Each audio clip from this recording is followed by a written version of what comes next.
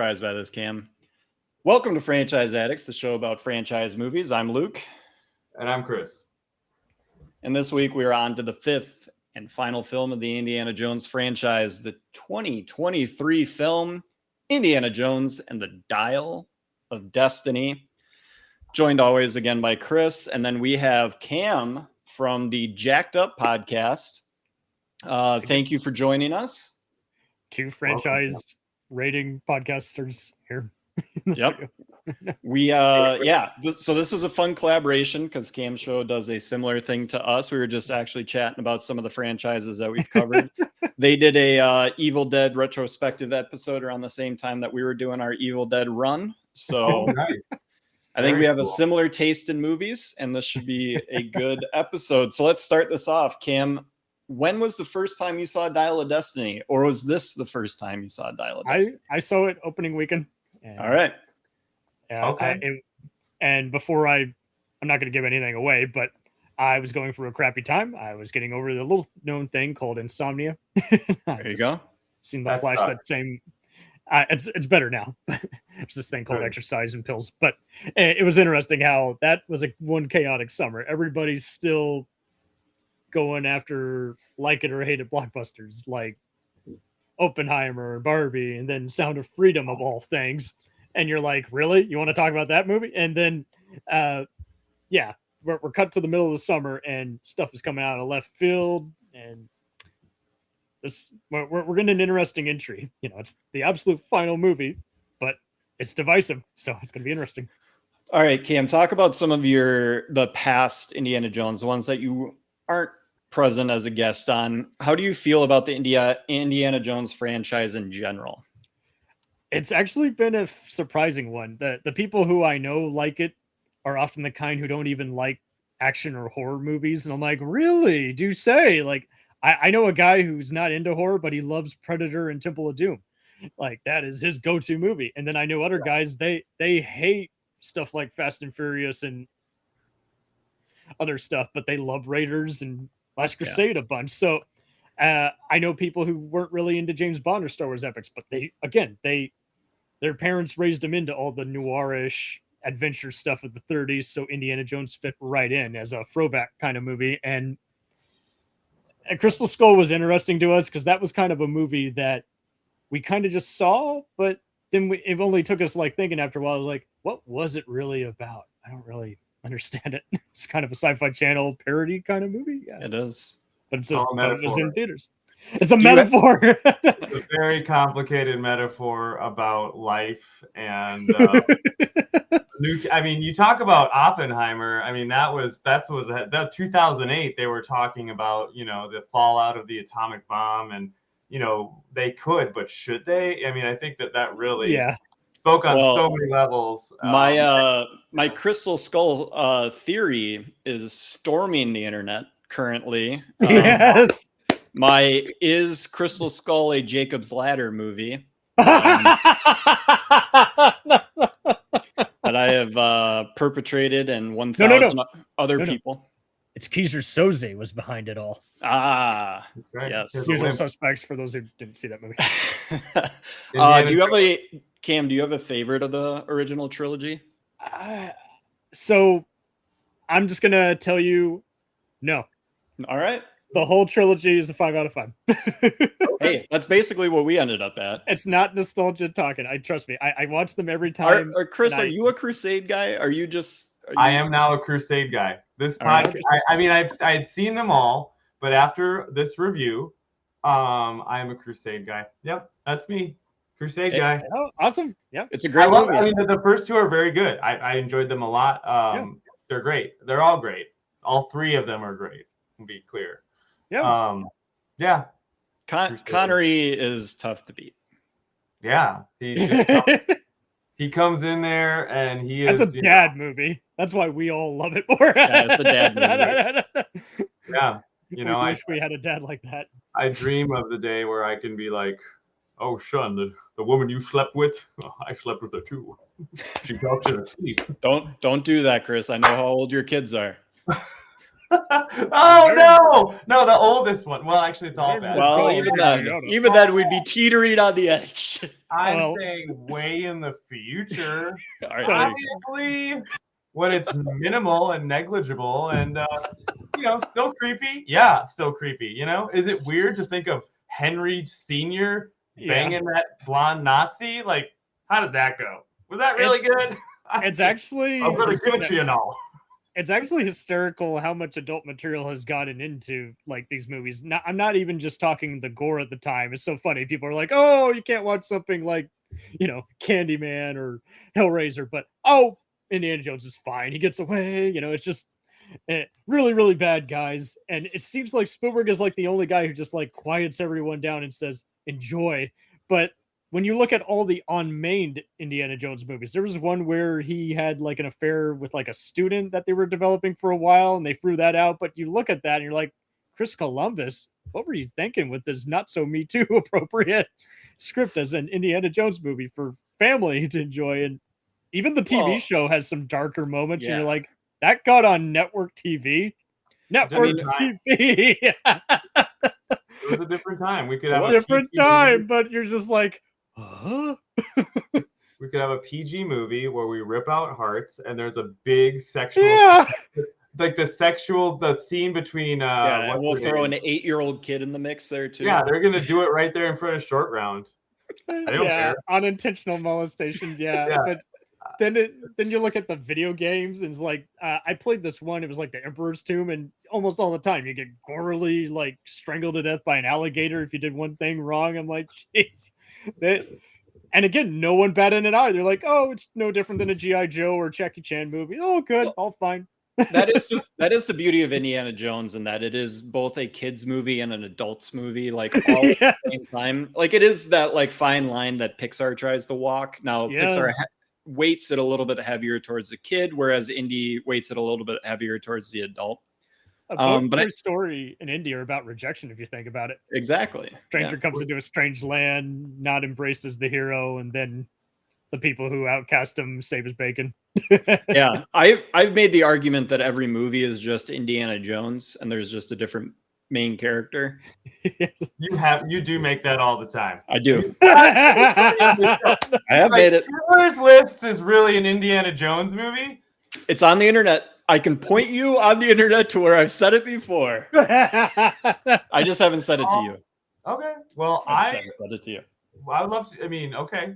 I can't wait to hear about it. Well, I believe the original movie, after I made the point, I'm like, just give me a movie and I'll tell you how it's Indiana Jones. They decided to give me Inception, and that's just the easiest one in the world. Totally. Like, Leonardo DiCaprio is just Indiana Jones, and the treasure is Inception.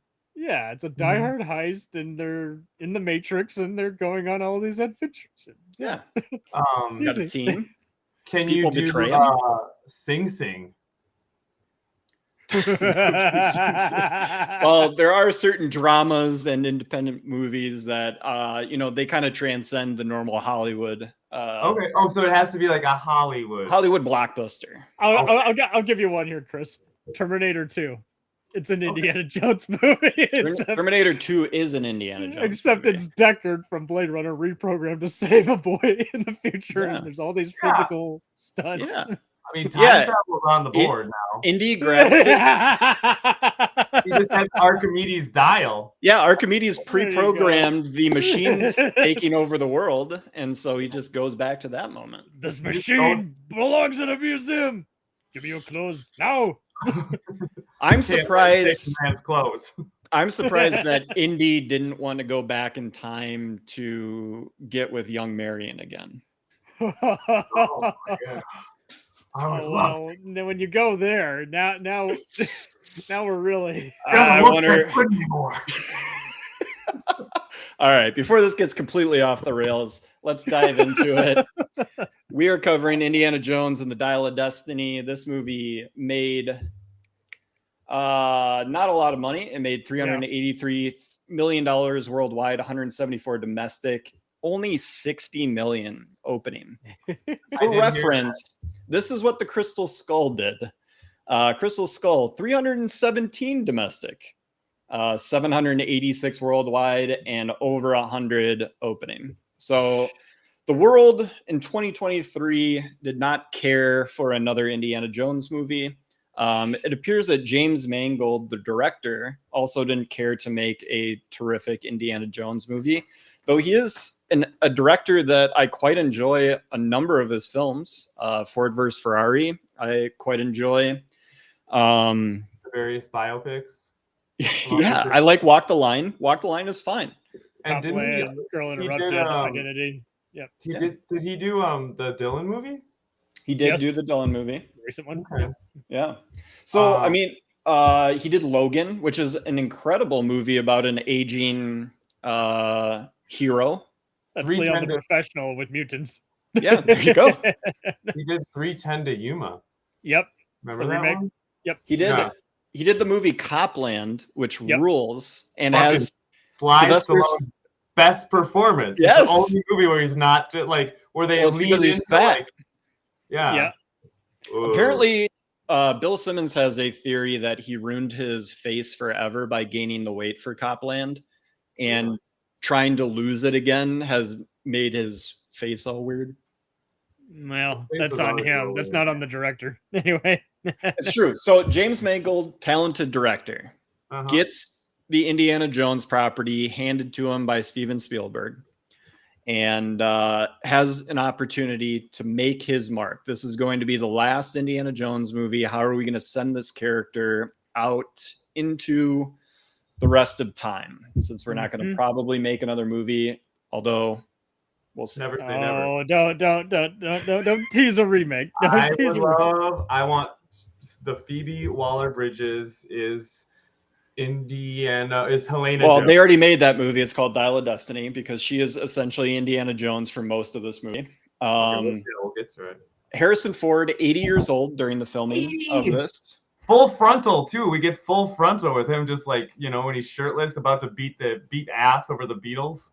Is that more impressive than John Williams, 91, returning to do the score and I believe getting nominated? Yep. I think it's pretty cool. Incredible stuff. It wouldn't be the same. We've Yeah. seen how the other movies that he starts that he doesn't return for. You're like, yeah, just bring him back to do the theme.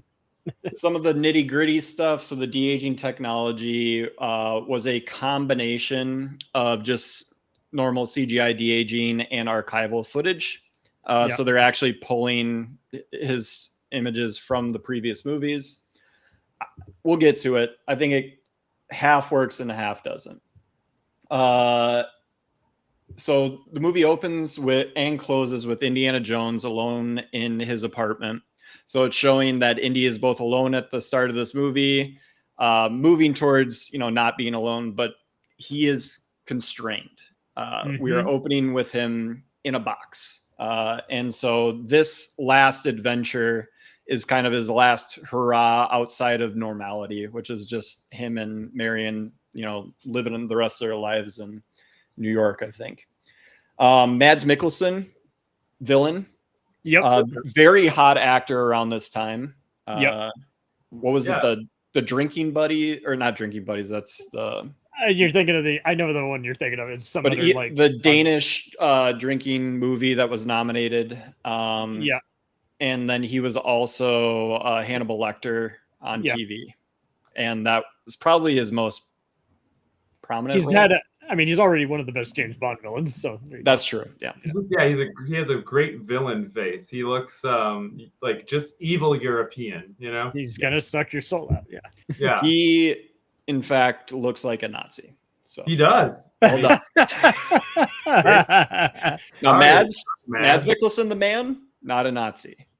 Character he's playing. As far as we know. As far as we know, I don't see his search history. I know, but all it takes is a blunt Forbes interview, and everything changes.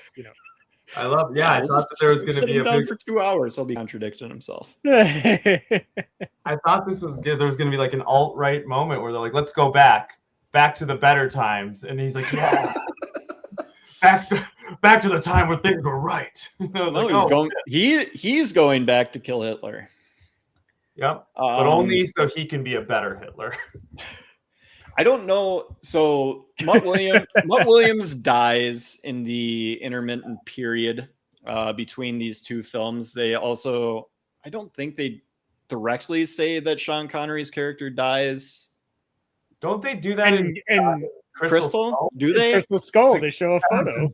Well, they show a photo. They don't necessarily say that he dies, and then Indy says They- later on, "I wish Dad was here." No, well, that's just it. He had died. Yeah. They're He's like, just- we got he's his just belongings here, and it's past. There's a memorial photo, and that's why he's like, I wish he was here because he's not here.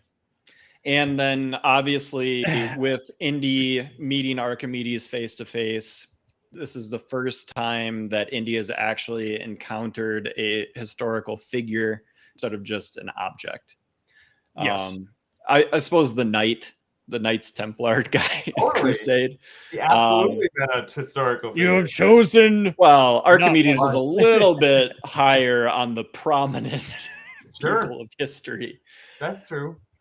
All right, so let's jump into this fine film.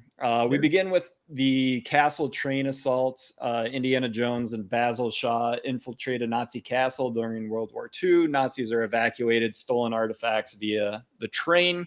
I believe it turns out that a lot of those items were fake, specifically the spear that pierced the side of Christ, which Hitler is very keen on getting. But Indy and one of the bad guys figure out that it's a fake. And then they realize that the dial, this Archimedes dial, Yeah.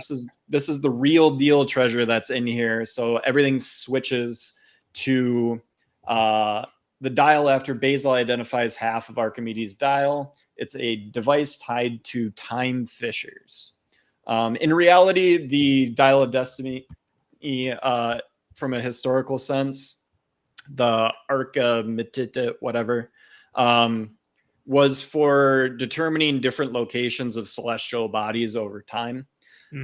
Actually, a super cool invention for somebody, from that long ago. And so super cool artifact just in general, even though it doesn't actually travel you through time. Although I don't know, has anyone tried?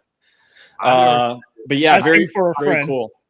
You only find half of it. It's like, so annoying. So the crystal skull, we Yeah. fixed the MacGuffin problem. Like, this is a pretty cool MacGuffin. Yeah, I think so. Yeah. No? I mean, the time travel is a little. Well, yes. So they ruin it with that, I think. But I think it's a cool historical MacGuffin until they sure. actually travel back in time. Yes, but prior to that, and when you don't really know that they're gonna, I mean, I know because I knew like the promos for this movie, but you don't really, they don't say they're gonna travel back in time until towards the end, right? They allude like he will be God, and like they want to get at this thing, but then I'm on board because it's like the Terminator. We don't use it until we need to use it. absolutely.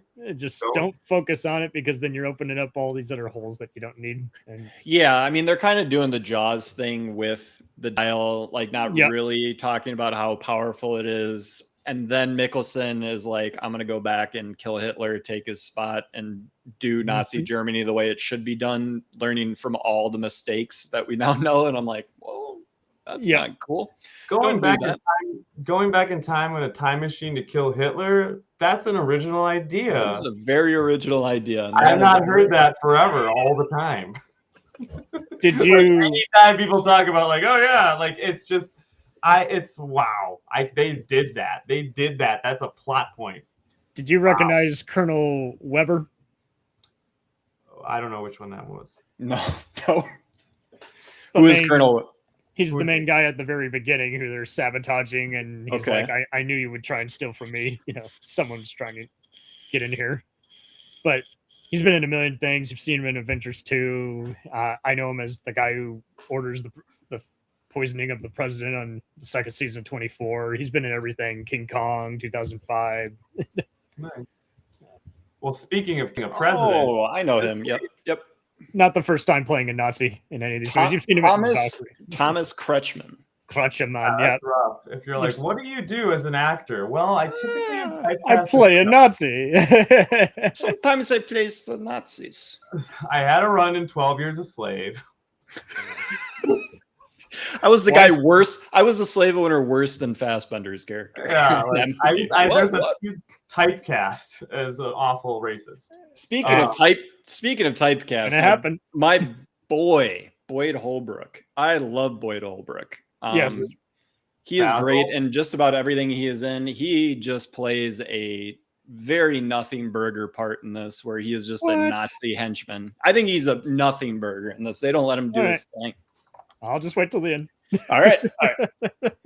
Although again, it was very fun to see him. I'm happy that he got this opportunity. So there's an escape. Obviously, Indy wants to escape with the dial, so they're escaping on a train.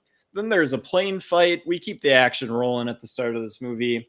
Indy survives. Basil escapes with the dial fragment, and we are on to a ticker tape parade where Indy wakes up to a parade celebrating the Apollo 11 astronauts. He's like, going to the moon? That sucks. I'm only interested in history. This is not. There's so many cool things on this world, and you guys want to go to the moon? It's like going. What does he say? It's like going to like Reno. Yeah. Or something, and like there's nothing there, boy. Like just a cranky old man. I'm surprised. Gingrich once said we'd be there in 2018. Look how that turned out. Nope. I don't think. Well, have we ever been to the moon? Why did we stop going to the moon? What's on the dark side of the moon? Pink Floyd. Oh. Well, we have to watch the Transformers movie to determine. Oh. Yes, we did learn that in the Transformers film. I want to call it film. Well, Yeah. I was told recently on a Leftovers podcast that I participated in that is the second good Terminator movie, because I was pitched to do the Terminator franchise on our show, and the guy from Talking TV, Chris, Dominic, he was like, the first one's Stone Cold masterpiece. I'm like, it's a good blockbuster. I'll say that much. He's like, Dark Side of the Moon, other Stone Cold masterpiece. I'm like, whoa. Yeah, I lost me there. Apart. I don't actually celebrate all the Transformers movies, as I haven't watched them because I think they're trash. But I do. You'd love the comic book Terminators versus the Transformers. It's actually Is pretty that a campy thing? and funny. That's a thing. Yes, it is, and Okay. it's in the style of the cartoon show, but it is just so clever. They're like, what it, and like they just rework it. What if the guys that's the database for the Decepticons was also part of Skynet? and Easy. it's just so funny how they just keep breaking the fourth wall, Deadpool style. They're like, why does this robot sound like he's German? Sarah, what? The waitress? What? All right. I'm intrigued now. I actually just saw, maybe it was you guys that posted it, but I saw a trailer for the original Terminator movie, the animated movie that was like made in '88 or something like that. I wasn't big, but yeah, I know what you mean. Yeah, the '86 one. Yeah. That looked pretty sweet. It looked kind of like Akira. It's fun. It's very fun. Very into it. Akira is the bee's knees. I don't know how you can measure up to Akira. Well, I'm just saying, like it looks in that arena. Like obviously Akira is and Paprika are like the top, but it has gotten a little more violent. Maybe it could have. Yeah. So yeah, Apollo 11 happens. Indy's living alone in his retirement. Marion left him after the death of their son Mutt, and he gets a university farewell. Gives his final lecture, which is always weird. They always like stop in the middle of it. It doesn't seem like the end of a normal class. They do this in movies and TV shows all the time, and then they're like, well, that was my last day. It's like, well, you just said that something was going to happen on the test. Are you not proctoring the test? You're not doing it. He's actually being asked. He's like, I let TAs do that. Are you kidding me? I think found out about all the students you slept with. Get the hell out of here, Jones. This is like the beginning of Heat, where the wife and stepdaughter are arguing, but we don't know what about, and it's irrelevant. We're just showing, hey, it's tough being a dad. Michael Mann was like, I need women to talk in this movie, so here we go. Yeah, there you go. We'll just be fighting amongst each other, as women do. Then we'll do the rest of the movie, but you talk right now. Fathers are a sorry lot. Yeah. So yeah, he's forced into retirement by the administration. Helena Shaw shows up, Phoebe Waller-Bridge, Beautiful. Incredible actor. I love her. I love the TV show that she wrote and starred in. Black Bag or whatever. Yeah. It's Fleabag. Yep. And she is just uber talented, just oozes charisma. She like is both unattractive and super attractive all at the same time. She's fantastic. Yeah. And it's just so captivating on the screen. And she I'll get to it. She kind of takes over this movie from Harrison Ford. What? And I just think Harrison Ford just doesn't quite, I mean, he's 80 years old. He doesn't quite have it. And she gets tasked to do a lot of the action stuff. She rides the motorcycle. She's jumping onto planes that are moving. So she's doing a little bit of the younger stuff. Much like Mutt was doing. Have I seen Shrinking? Yeah, that man he is either seated in a chair during Shrinking or barely standing up. I feel like he must have a lot of like, what's up with like, why are you doing this? He walks all the time. I don't know what you're talking about. He does walk. I mean, he does walk all the time in Shrinking. He, however, is very open about taking these movies for money. And he gets a piece off of the Indiana Jones movies, so why not? Like, so old, just enjoy your life, man. He probably got like 11 mil. Sure, but like, what are you gonna do with $11 million if you're 82? You know, like, I'm gonna get a new, a really, really nice Life Alert, or like, you know, like, I'm gonna live in the best assisted living home you've ever seen. I don't know. But, you know, I'm going to get a cedar of Lebanon and do some carving and furniture making. Kudos to Harrison for, you know, wheeling the husk of Indiana Jones out there. Just like, here he is. When he puts the hat and the jacket on, you're like, oh, God, it's just, why? Why are we doing it? It looks so sad. It doesn't look cool. It doesn't look like Indiana Jones. It looks like an old man doing cosplay. And you're like, oh, God, like, just, I don't know. It's not good. Let's talk a little bit about the de-aging at the start of this movie. Yeah.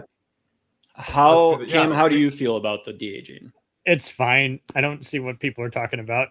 It looks way better than any Marvel transformation I've seen. They literally just scanned his face in there. But like Grand Moff Tarkin in Rogue One, for every person who's like, it looks fine, every other person's like, oh, but it's clearly CGI. I'm like, yes.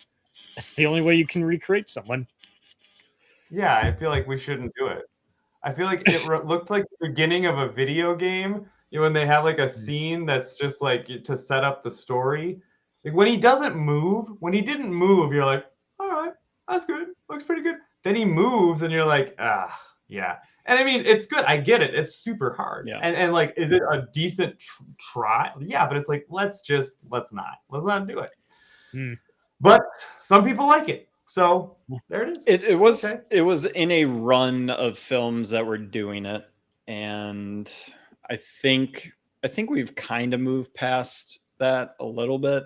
Oh, did we? Alien Romulus did the whole thing of just making someone. But he was supposed to be like a visual representation of the original thing. Like from that standpoint, It's not like you don't have to write the movie to show Indiana Jones youthful. Like you can just start with him being old. Well, the first rule of screenwriting is you have to show, not tell. So, well, yeah, show him in the apartment living a shitty life. Yeah, I mean, I get it that they wanted to have some old juice. You know, they're like, let's one last ride, and the action sequence, you know, on the train and stuff. It's got the classic moves. Oh, was his 80-year-old voice wasn't good. All right, yeah. I can agree with that. When he's like yelling at the end, you're not even going to the right place. Like, Jesus Christ, just stop, buddy. Like it's rough. It just sounds rough. But again, the man's 80. The man is 80. There's some Grand Moff Tarkin. There's your other side of the road there. Sure,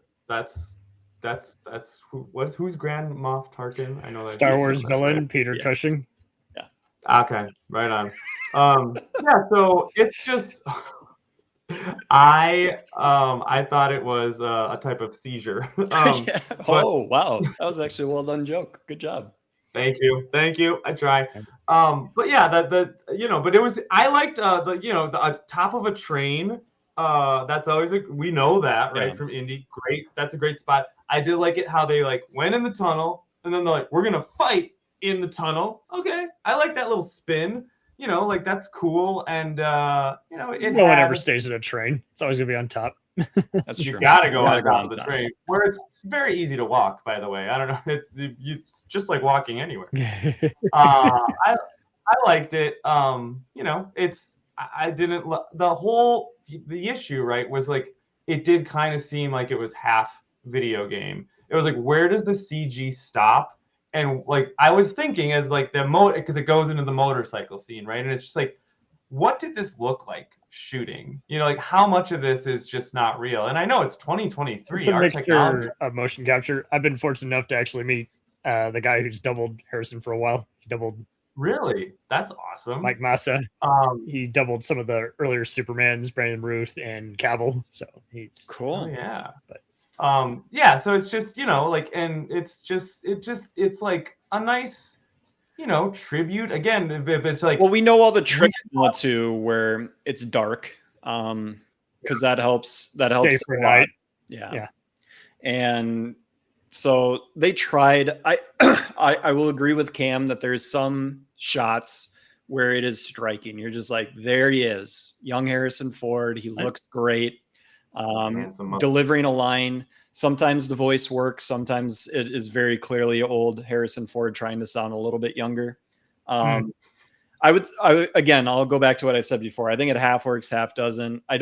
I personally would have like written around it and just not included a younger version of it and just kept this as a meditation on. Maybe he's in the dark the whole time. We see an unknown stuntman go in. Could be like a shadow sequence, Kill Bill style. I just would have changed the opening sequence in general, but only the hat is scenes. That's what gives it away. that would be great. Or just go back to his childhood again. We can get somebody that looks like River Phoenix. I mean, oh yeah, let's do another childhood Indy. Love that idea. I know they did a similar thing with Sam Jackson, those Avengers. To me, this reminded me of Gemini Man with younger Will Smith. There you go. Yeah, which was a rough go. I saw that in theaters, and I feel like there's a reason that we don't. No one talks about, like, that's the first time I've heard that movie come up for a while. I'm sorry to hear. I mean, so how do we feel about Phoebe Waller-Bridge, Helena, the goddaughter of Indiana Jones, and her entry into the Indy world? She's the second most tolerable behind Marion, that's for sure. Way better than Willie and Temple of Doom, that's for sure. I think that she is, absolutely great, and she brings some charisma, wit, everything to this movie that it otherwise doesn't have, and that the Crystal Skull didn't have, because Shia LaBeouf, I mean, he's a decent actor, but like in that role, he was just kind of a cold. It didn't work. There was no like heart, or not. I don't even know if it's heart, because she's kind of mean, but like, just, that you didn't have that character that you're just like, I want to watch more of this. She's very fun to watch. She delivers lines very well. She's great. I think that she is one of the only things that works well. I think she's at the poker game. We know she's going to get her hands dirty already. Yeah, absolutely. I think she's the only one trying in this film. Now, she has a big role to play, because, like I said, she does have to have the weight of certain scenes on her shoulders, a lot of the action and all that sort of stuff too. I think she just gives a shit. I think that pours through off the screen. She is really going for it. She wants to be involved in this movie. She's given a great performance. I don't think any other than Mads Mikkelsen, I don't think anyone really matches her intensity or desire to be in the movie. John Rhys Davies. Well, he's in like 2 minutes of the movie, and he just gets to do the happy. He's in three different scenes when he's getting pretty emotional with Indy. Sala, yeah. Yeah, it's pretty emotional with Indy. It's good. Yeah. All right.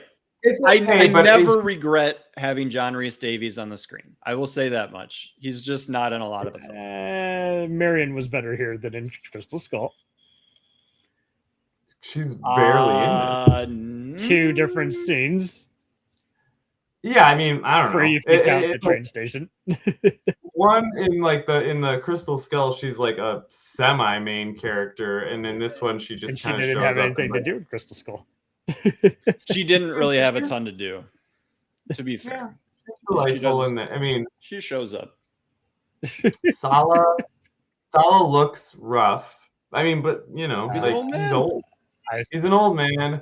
I like what they do. Like that scene as far as like I want to go on an adventure. Like this isn't an adventure. That's nice. I mean there are some little pockets where you're like, oh, this is okay. Yeah. Like I see what they're doing, and it's not bad. So I do actually like that, and there's a little emotional hook in that little scene, but why not? Yeah, exactly. I think, man, that particular scene is really, really good. The Sala basically giving the other side of Indy, like, you still get to do this stuff, man. Like, I don't. I'm an old man. I'm living an old man life. Like, I want to be like you, but like, you know, old men have to, you know, hang it up sometimes. Yeah. Do you think Indiana Jones gets like regular colonoscopies like he should? I mean, honestly, he's been doing that probably since Last Crusade, because he's like, I don't know, is he 46? I don't know. He's like, sir, we found a crystal skull up here. What is this? Save that for later. Drink all this diuretic stuff. I drink it out of a chalice, out of a holy grail, and then I shit my brains out. Yeah, so that's the type of humor you can definitely expect here.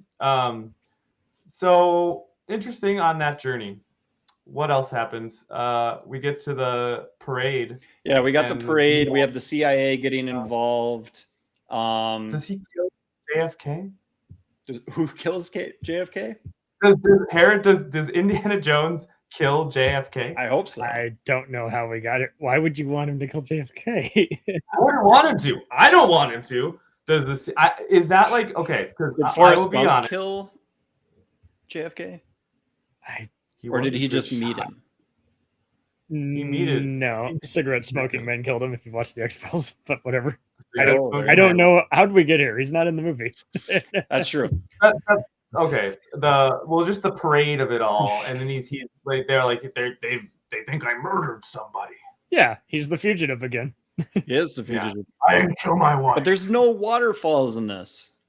Because then that would be pushing it at that age. But there's a cool horse galloping. There is cool horse galloping. He rides the hell out of that horse. It's funny how once in a while he does things that obviously no 80-year-old man could do. Like a lot of times, like, take it easy, Indy. But then he like jumps to another car, or like, oh, okay, well, you know, go for it. He doesn't. He doesn't take as many punches to the face as he does in other movies. Yeah. Yeah, that's good. That's good. Doctor told him you don't heal can't. Easily the older you get. So you can't take those blows to the face, Indy. So also, your next colonoscopy is in 2 months. So thanks, doctor. God damn it.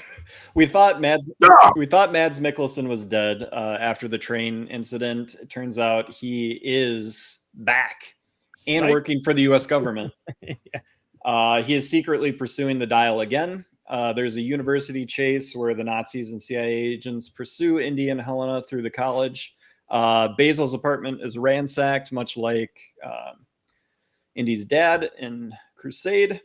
We get a rooftop escape where Indy escapes through the fire escape, and Helena flees with the dial fragment. Love it. Indy tracks Helena because he's also now chasing her to Tangier. There's a prolonged chase through the streets, and then Helena attempts to sell the dial at an auction, and Indy disrupts the sale. Love that for him. Let's get into some commerce. Yeah, I mean, this is fine. This is fine. This is whatever. what did Cam? What are you thinking about this sequence here? I just think it's just setting up the basics. Just get on to the next explosive scene. Yep. Yeah. So we then get the revelation on the dial's purpose. Indy realizes that the dial doesn't allow free time travel. It only points to fixed historical fissures. There is then a deep sea dive. Indy and Teddy, who's Phoebe Waller-Bridge's little friend buddy. Isn't it? Isn't that Teddy? AKA short round 2.0. Number. Yeah. Wouldn't it be nice if we also had a short round character? But he's not funny. He is helpful. He's a helpful guy. Well, he's around. He's gonna fly a plane. That was cool. But that's later. Yeah. No, just like it just doesn't have the Kiwi Kwan charm. Oh, not at all. Energy. No. Where's the energy? It's just like painting by numbers. It's like, how about we do this too? Because this is another thing you can point to and be like, I liked when Indiana Jones had a young child friend. I don't know. It's he doesn't get much to do. So yeah, India's figured out that the second part of the dial is on this sunken ship. It's like it must have gone so low that they weren't able to get to it. Voeller's plan is revealed. He intends to travel back to 1939. He's going to fix what the Nazis did wrong. There's a plane hijacking where Voeller captures Indy, Helena, and the dial is then fully assembled and ready to go. It then creates like this fissure in time in the sky as they're in the plane, and they fly their big plane through that fissure. Teddy close behind in his little Cessna with a Frenchman woken up in the back of it. You're stealing my plane. And then we are back in time at the Siege of Syracuse. Obviously, what Indy was just talking about earlier, 2014 BC. Yeah. So that's it. Cam, we did kind of skip over the Boyd Holbrook in this section. How does Boyd shine? This is my top 10 performances. I love him. Yeah. He's just as evil as he is on the Justified show. He's bad in the Justified show, and that season is not great. But he is fantastic in that show. Don't get me wrong. Don't get me wrong. He is fantastic. That show just doesn't hit the same way as other Justified. It's in the top 5 seasons, but whatever. Well, there's 7 seasons, Cam. It's in the top 5. Yeah. Okay, no, I can live with that. I can live with that. So as long as it's not top 3. Okay, so top 3. All right. That's a bold take. That's a bold take. There are no bad seasons of Justified. So what are you talking about? Well, that is the worst season of Justified, and the one with the Dewey brothers is not super great. The cousins from Florida, I believe it's 5. That's the aforementioned season 5. I've not seen. I think you hate everything, but that's okay. Anyway, I do. No, I actually love Justified. Justified is one of my favorite shows of all time. I just don't like the Detroit season. That was the best season, so that's okay. We're all allowed. We are. So yeah, we are back in time, and we are seeing Archimedes in his workshop doing his thing. We get to see. I mean, Dan Carlin talks about this all the time in Hardcore History, that he would go back in time just to see what ancient warfare looked like, because it gets described and there's scale to it, but we don't actually know like how many people are really involved. Obviously there isn't someone up there counting everybody. And so Indy's reaction to like going back in time, I think, is the best part about it, where he's just like, this is incredible. Like we're seeing like stuff that I've only read about and like been barely able to comprehend. So while the story idea itself to go back in time is a little goofy, kind of like the aliens coming to life at the end of Crystal Skull, like I think everything that they kind of do in this section works as well as it can. Yeah. I mean, they execute the story that they've set out to tell. And we get to see some medieval times, and there's Indy, and he wants to stay, and it's very nice that he enjoys it. He gets to see history, and that's cool. It's fine. Here's the thing though, like we're watching the first 3 movies and we're like, this is magic. There's magic everywhere. This is beautiful. I love this. And here it's just like, this isn't the same. It's just not the same. And like, that's okay. Like it's not the 90s. It's not the 80s. It's 2023. So we're getting this version. Okay, that's fine. It's just kind of,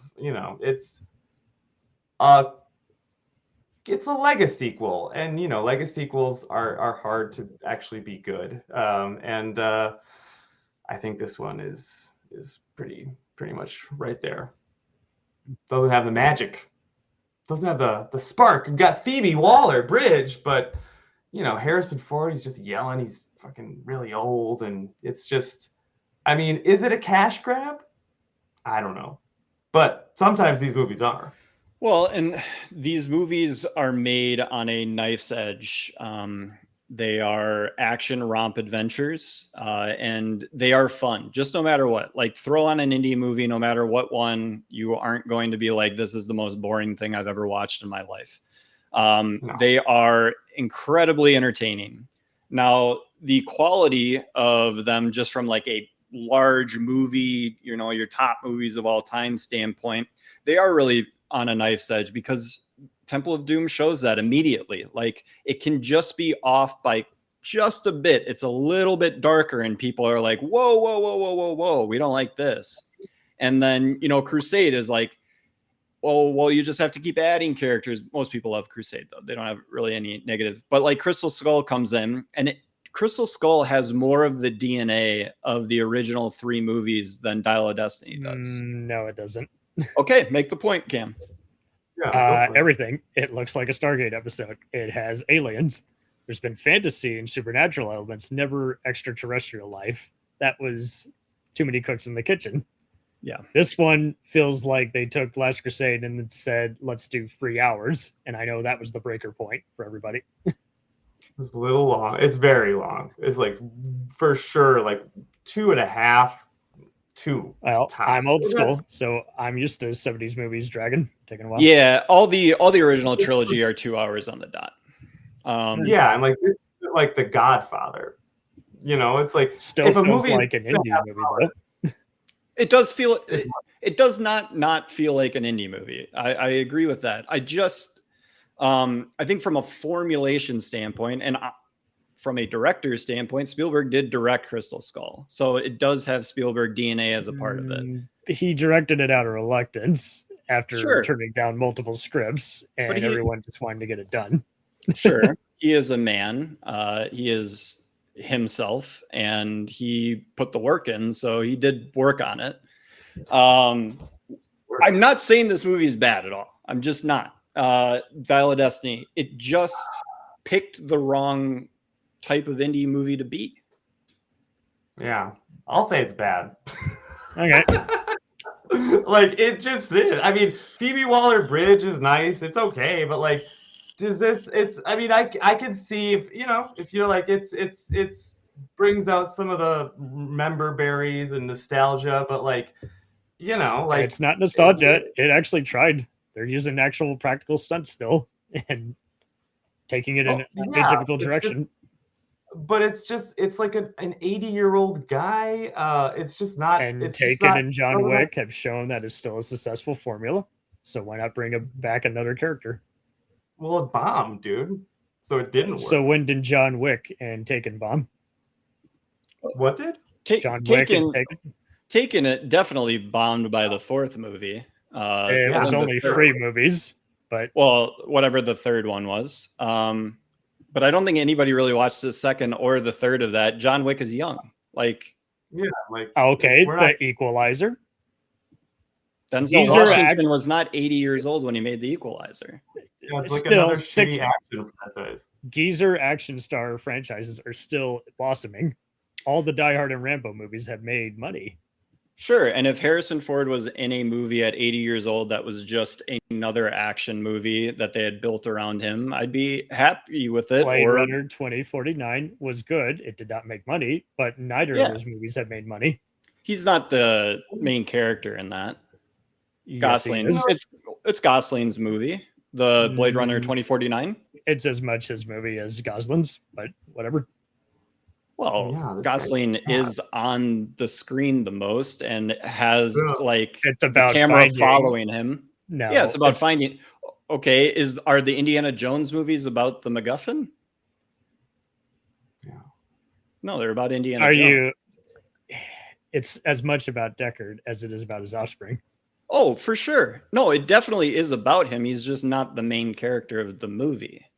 He's the secondary character, but it's Sure, all just as much about him. Either way, geezer movies are still making action. Yeah. Plenty. All these people are 60 plus years old. I feel like you guys are really Yeah, cutting into ageism. Like Sam Jackson's 60 and he's still making movies. Yeah, but like we don't need to. I mean, it's fine if you want to have older people make action movies. That's great.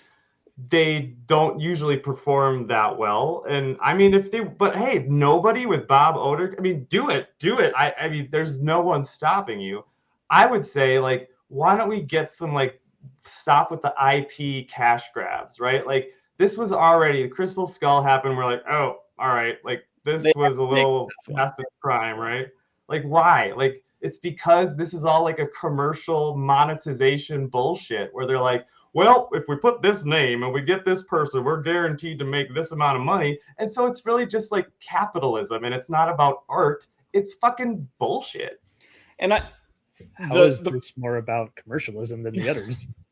Because it's an IP, like because this happened how many years after? Like Lego sequels are like almost always just cash grabs because we just are obsessed with IP because major corporations don't want to give a lot of money to something that they don't know if it will, perform well. But if they see something like, well, we can use this IP, right? We can use this, make another Matrix, right? And they all just like wear out their welcome until they're just dead. Well, because Matrix, And, they didn't have a good script, but I would say they didn't have two good scripts. The last Indy movies, like, and like their little parts are good, but I know it's just that's how it is. I'm gonna read it. disagree, but okay.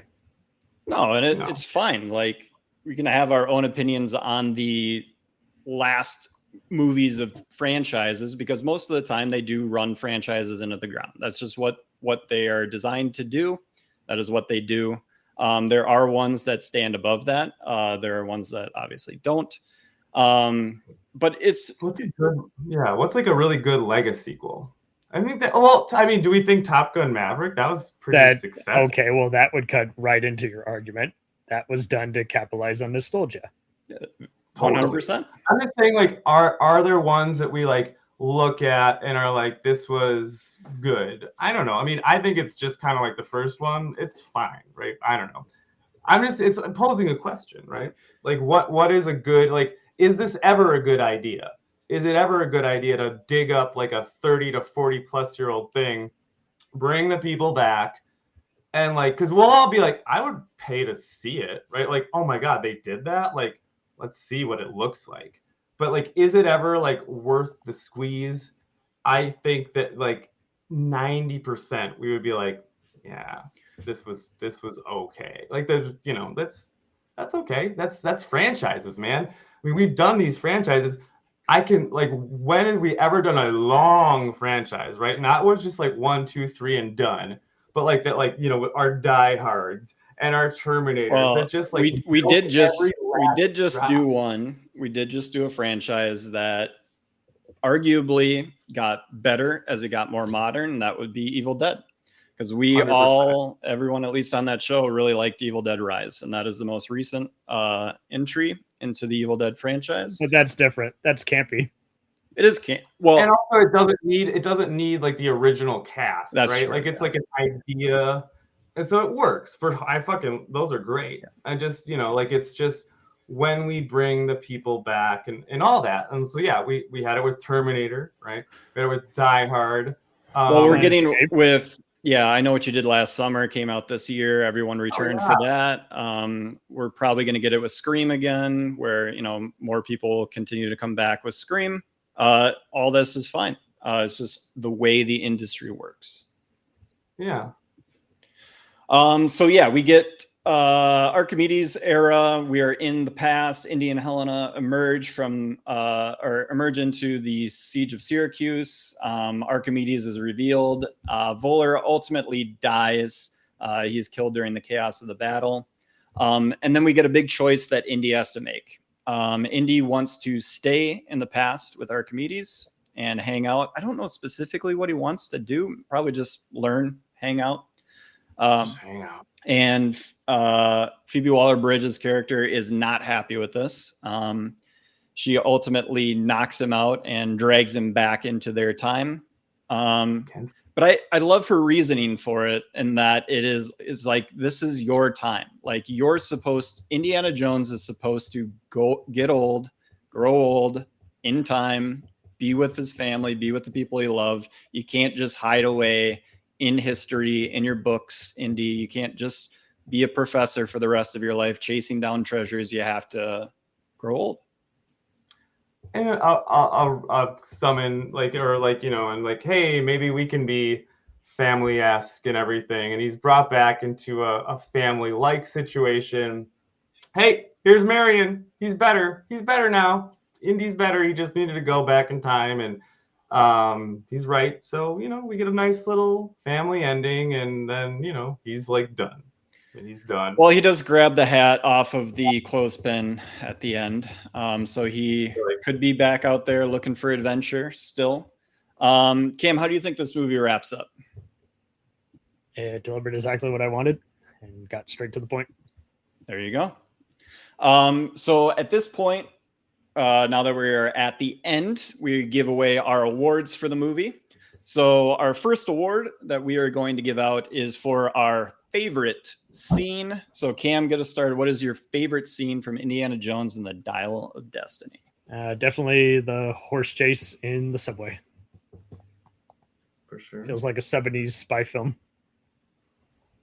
I'm going to go from Phoebe Waller-Bridge on the motorcycle, getting on board the plane in the storm that is heading towards the rift in time, and then Teddy getting in the little Cessna behind him, French dude waking up. I think all of that works really well. Them fighting over the dial, the kind of anti-gravity that's going on as they're banging around up in the storm. And then the breakthrough, I think it's a pretty good shot over the top of the siege of Syracuse and everything going on there.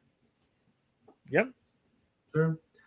I will say, even though I do like the train fight in the beginning, even if I don't love the de-aging, but I'm gonna give it, because of my Phoebe Waller-Bridge love, is the scene where she is like telling the Nazis like everything about like the words, even though that's not exactly where to go, and she gets the dynamite. And that's kind of a more a scene where she gets to show off a bit more, and literally, I mean, Indy's incapacitated, and so when she gets to kind of take over, I think it's for the better, and so that's what I will choose. And then fun dynamite getaway, fun times.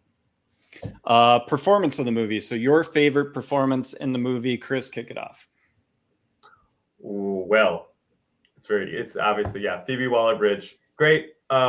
She, I think, makes this one better than Crystal Skull for me, because she's there, and it provides that level. And yes, and to your point too, like, right, this does, as far as the MacGuffin and a lot of the things we're doing, it is better than the alien skull.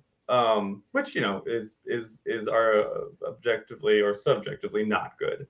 So PWB for me all day. There you go. Cam? I'm gonna go with Rhys Davies. His final speech, he's just very animated and engaged. The camera loves him here. Yeah.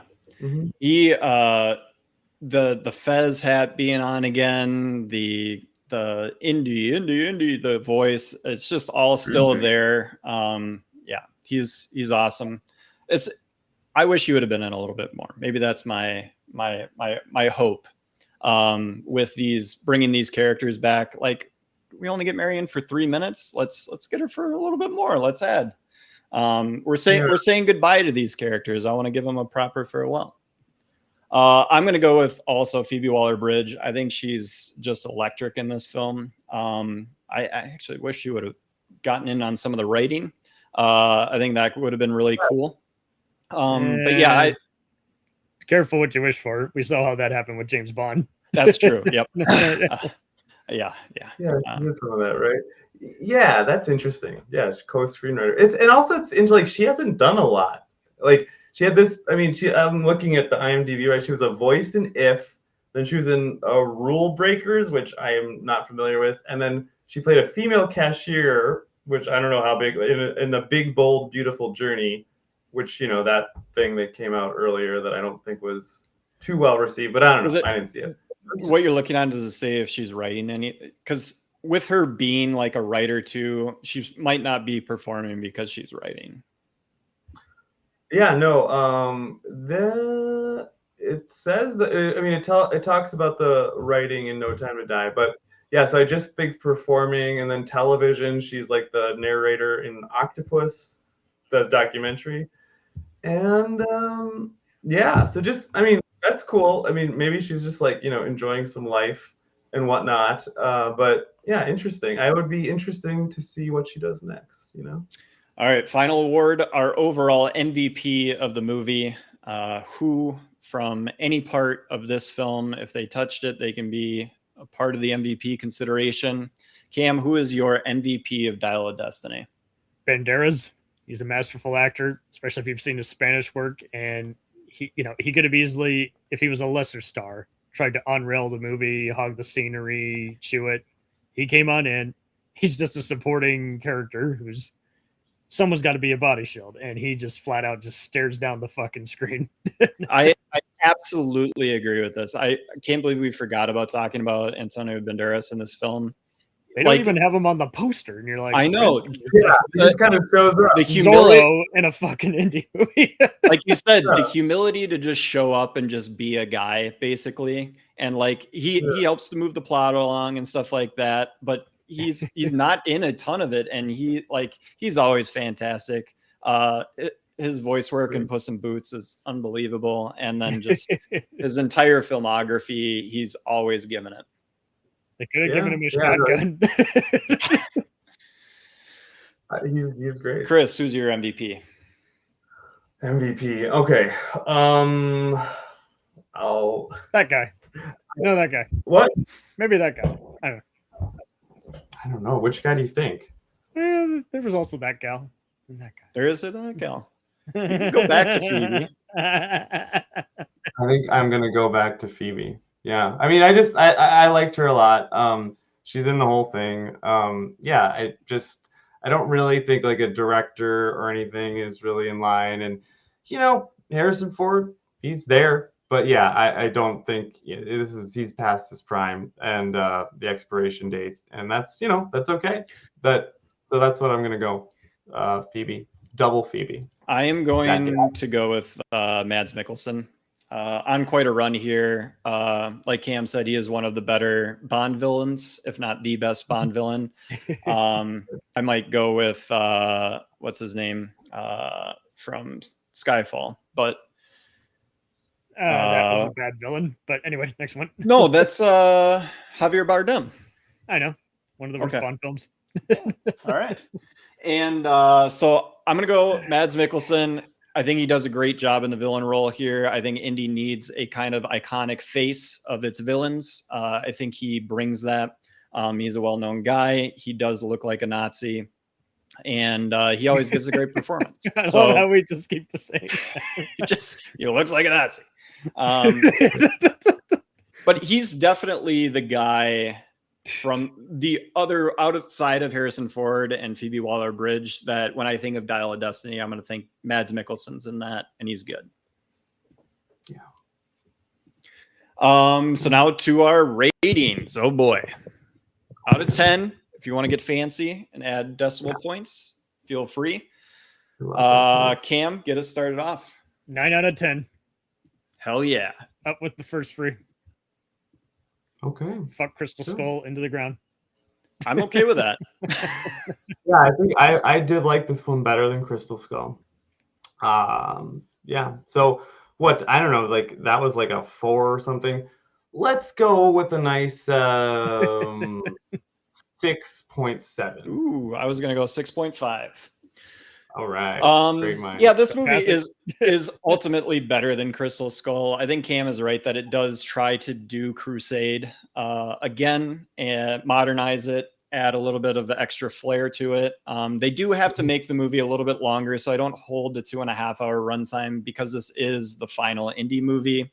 The final Craig James Bond movie is like 9.5 hours long, so they took all that extra time to send him off.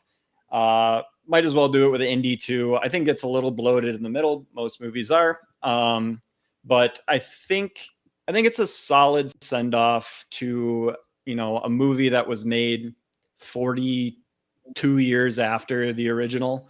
I think it's as good as it can be. I kind of was expecting more from James Mangold, just because I think he's an extremely talented director that's made a lot of stuff that I enjoy. I appreciate that Cam has gone to bat for this film because it is important. If it was just Chris and I on here, we would have just bashed this movie into oblivion. But I think there is a lot of good parts in this movie. It's Indiana Jones. I wanted a little bit more. I wanted my childhood nostalgia back. I wanted that feeling that when we were going back through the original trilogy again. That's probably it, right? If I watch Dial of Destiny a year from now, and I haven't seen an Indiana Jones movie within months of it, I will probably think it's way better. I have just come off a 4-week run where I've rewatched the original 3 movies and then Crystal Skull. So, forgive me if I think that Dial of Destiny isn't as good as the first 3 movies that I just watched 2 weeks ago. It still has its place in the history of Indy. It is his final send-off. And I think that makes it a worthwhile movie to cover and watch. At least they understood the character. Because look at the history of every other franchise where they get people who don't want to be involved, how they've wrecked Jason Voorhees, they've wrecked Ghostbusters. We did the Die Hard movies, and those take a nosedive. Well, those are more like Hellraiser, where they're related in premise, but they keep starting with a script for another franchise. Exactly. Oh yeah. But the final Die Hard was basically like a straight to DVD release, and Bruce Willis he's in tough shape. Let's just put it that way. Yeah. Well, the twist to that is that basically that producer was exploiting him. Yeah. Randall Emmett. Yeah. The Irishman producer, and that's just so wild because for all these years I thought, oh, he doesn't care anymore. It's like, well, there's a little more to that. Nope. Now, it is not that Bruce Willis doesn't care anymore. He doesn't know where he is, so he's just always a dick. So it's like, well, I hope he gets an okay retirement home because let's try this one out. John Travolta, on the other hand, does know better. Yeah, he and Mel Gibson and Tom Cruise. Yep, all those guys should know better, but just choose to just play it safe. And because they got Scientology backing them, they can do whatever. They can't be touched. Any last words on Dial of Destiny, Chris? I think that and this came up before, that when there's something that's so beloved, right? Like the original 3 movies, right? It's hard, right? Because it's like, if I can tell you that, far down the road, you can get something. Now, is it going to be as good as the stuff that you love? No. But it can be okay. Like if it was like a different movie, if it was not Indiana Jones, I mean, obviously that's going to be weird for a few reasons, but it might be celebrated or at least perceived differently, right? Because it's not that historical, whatever, the thing that and love. And I think there's 2 ways to go about it, right? You can be like, well, yeah, it's not like as good as the stuff that I really love. But it's okay. And I guess I'm glad that I had that as opposed to nothing. I'm glad, like, because there's like the little scenes, right? Like, even if as a whole, if I'm like, well, I don't know if Dial of Destiny works for me as a whole, there's parts where I can be like, oh, that part was nice. That part was nice. So I got those parts, even if the whole thing is as a piece is like, well, this was lesser than. So, it's just like, how do we feel about that? Do we feel that they should do that, or should they like let it be? Should they Seinfeld and be like, we're at the peak, we're great, we're gonna get out of here right now, right? We're gonna stop while we're hot. And I think I like the just Jerry Seinfeld seasons. They're what? After Jerry becomes the main writer. Oh, okay. Yeah, whatever. I mean, it's just like a point of like, it was a very yeah. I mean, I'm not saying like, oh, the last season of Seinfeld is the best one or whatever. Just the point, right, of like going out and not coming back, right? Like, how much money do you think that like Seinfeld could have gotten, and all those guys, right? If they were like, do a reunion, do a thing, right? Well, they kind of did on Curb. They did it in their own way. That's meta. Yeah, sure. But like, like it just like, is that, like, how do we feel about that? And I think that's when it comes to something like, art that people, or movies or whatever we want to call it, that people feel, personal, about and love, and tied up points of their childhood and all that stuff. It's, it's risky business. And but as a whole, it will continue to make money, and this will continue to happen. And so it's like, okay, well, this is it, love it or leave it. It is what it is. I brought family friends to the premiere who had never seen a single movie, and they were pretty intrigued to where they were like, we should see the originals. For sure. Dial? Like, yes. Yeah. I 100% believe that. Yeah. Because then you look at stuff like, look at Deadpool versus Wolverine, for instance. You're not going to get any of those jokes unless you're familiar with the Marvel lore. Yeah. Or the behind the scenes for half of those jokes, to where it's like, what character are they playing and why is it played by that actor? Why is that funny? Oh, I got to do some research. The movie must stand on its own instead of rely, like, look at the new Superman. Everyone's divided on that one. But at the end of the day, it's trying to be a homage to the original Richard Donner movie, which assumes that most people have seen that movie. Yep. Which a lot of you got to be your own thing. You got to be your own thing. You can't just rely. Yeah, and that is the difficulty with a lot of this. So I mean, I think of Dial a lot in the way that I was worried about Godfather 3 when we covered The Godfather. I had never seen Godfather 3. I had gone out of my way to only watch 1 and 2. And for the show, I had to watch Godfather 3. It is worth watching. I will not say that it is a great movie. I do think it's kind of a good movie. But there's just there's parts of it that aren't great. It's interesting seeing how Coppola is a perfect example of a guy who did that when anyone says you can't do a good job for a movie you don't care about, is like, no, look at The Godfather. He didn't want to do any of those movies, but he put most of his soul in the first one. Then he bashes both part 2 and 3, and you're like, what are you talking about, Francis? Yeah. 2 is incredible. 3 is like 3/4 of a really, really good movie.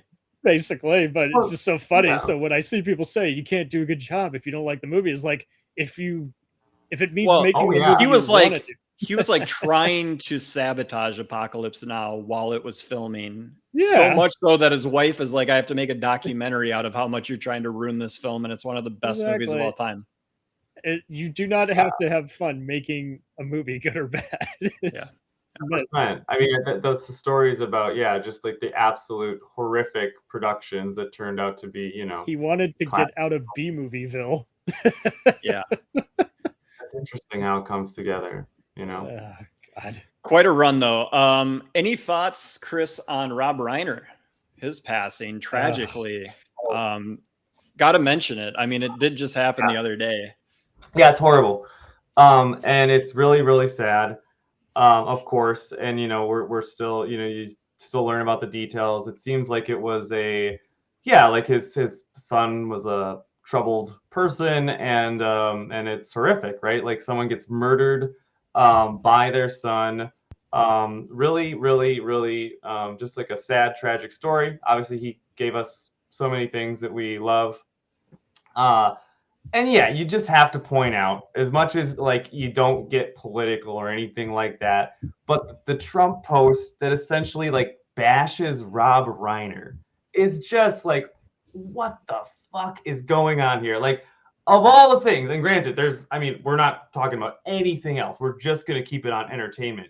But like, if the guy that's in charge of everything is doing shit like that, like, what in the fuck is going on?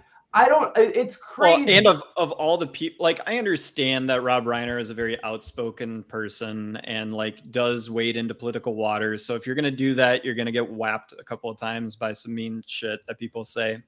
But that's the sad thing. I actually thought Rob Reiner.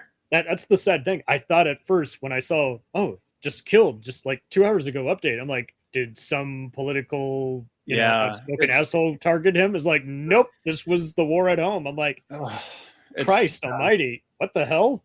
I mean, I know this has been all over social media since his passing and stuff, but 84, This Is Spinal Tap, 1985, The Sure Thing, 1986, Stand By Me, 1987, The Princess Bride, 1989, When Harry Met Sally, 1990, Misery, 1992, A Few Good Men.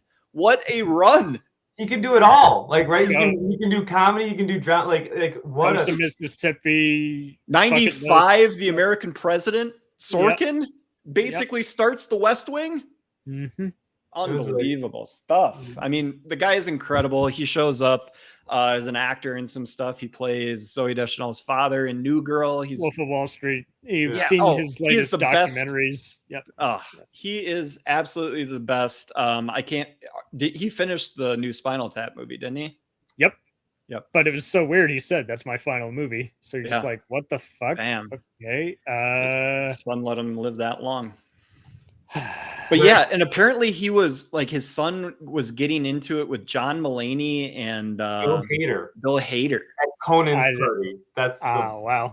I read so like just really weird shit all around it. But he did a movie to this little shit, and this is how he repays him. And you're just like, really? Well, and again, I didn't mention that. I don't know if I mentioned it, but I'll re-mention it just because it is tragic that his wife also died too. Rob Reiner just happens to be really, really famous. His wife, super tragic. The fact, like the original TMZ article is so gross too. I hate like the coverage where they're like, well, an 80-year-old and a 74-year-old were found in the residence, but we don't know who it was. But those ages match the age of Reiner and his wife. It's like, oh my God. Like this guy is Hollywood royalty. He like is from like the 80s on. Rob Reiner is synonymous with the movies. Successful actor turned director and Meathead is like, if talk to your parents. If you don't know All in the Family, Meathead, all that sort of stuff, my parents will go on and on and on about how great that show was. Absolutely. And so just like what well, then my dad likes to call me Meathead sometimes too, because I'm oh dear. You're very progressive. But just what a tragedy, and just like what an absolutely insane thing that the president of this country like uses it as an opportunity to like take pot shots, dunk on somebody. Just like what a fucking loser. But he wants a sequel to Rush Hour and not a good movie by a professional. All right, Chris, favorite Rob Reiner movie? Go. Oh shit. Well, okay. I mean, okay. I have to list up. No, I do not have it. I mean, Spinal Tap is great. This is Spinal Tap is great. But I go to 11. They go to 11. They sure do. Why not make Ted louder?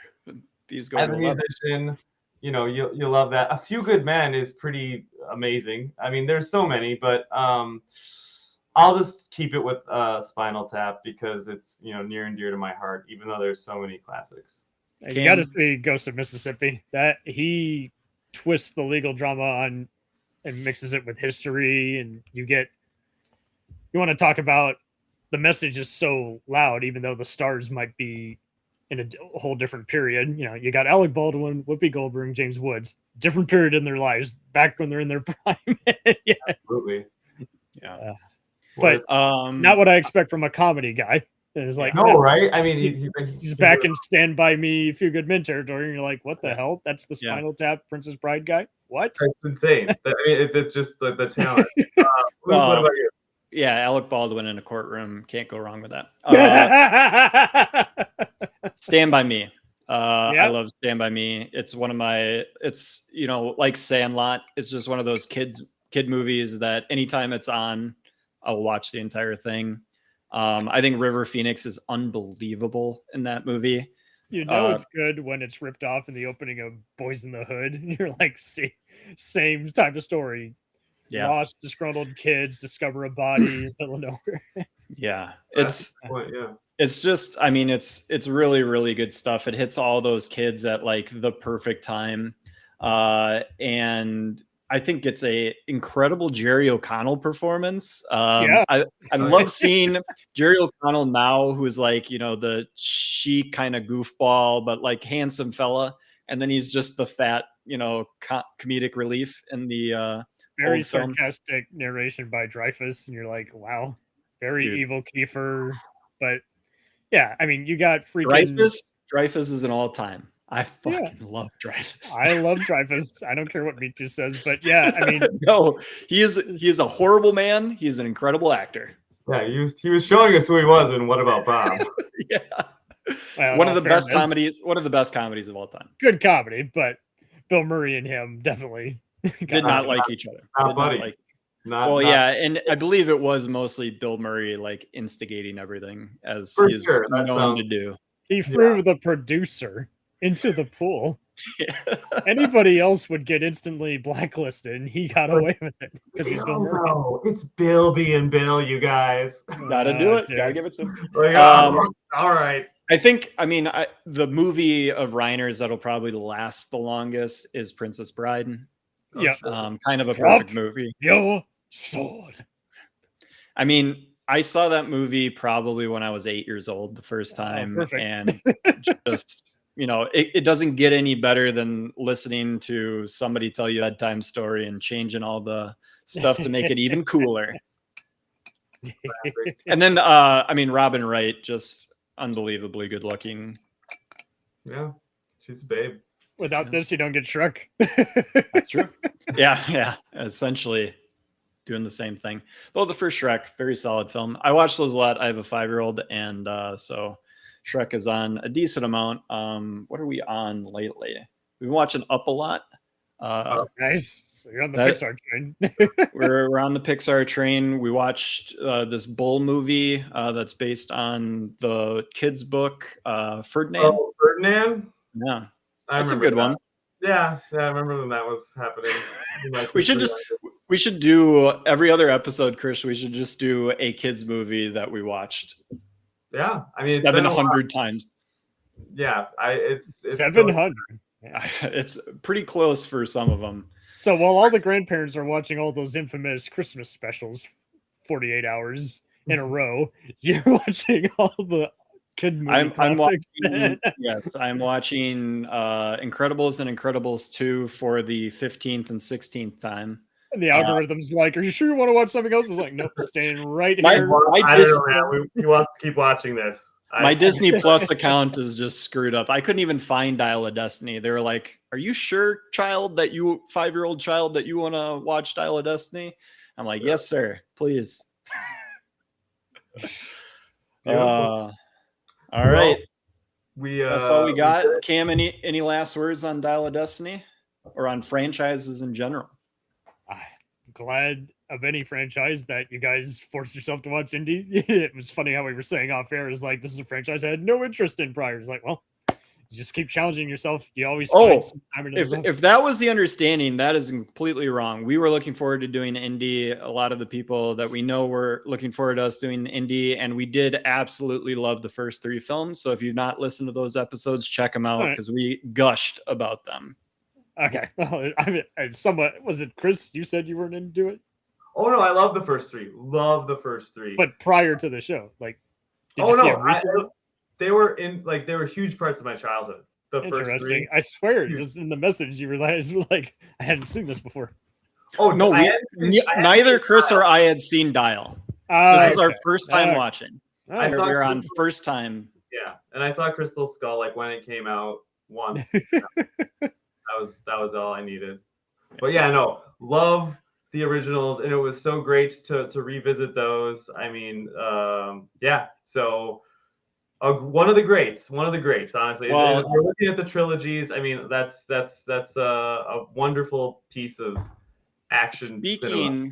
Speaking of franchises that have arguably gotten better as they've gone on, our next franchise that we're going to be covering at the start of next year is Mad Max. Yeah. So cult movie, started Australian director, made in Australia. The first one, Road Warrior, is basically a remake of the first Mad Max, but gets a big push. People love that movie. I really love that movie. There is a lot of Fury Road in Road Warrior.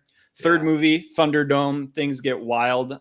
Some people's favorite of those first three, much like in Evil Dead. But yeah. And then we get to Mad Max Fury Road, which had a incredible Oscars run. Probably the most famous movie, the most famous Mad Max of all of them, right? I mean, largely considered by a lot of people one of the best movies made this century.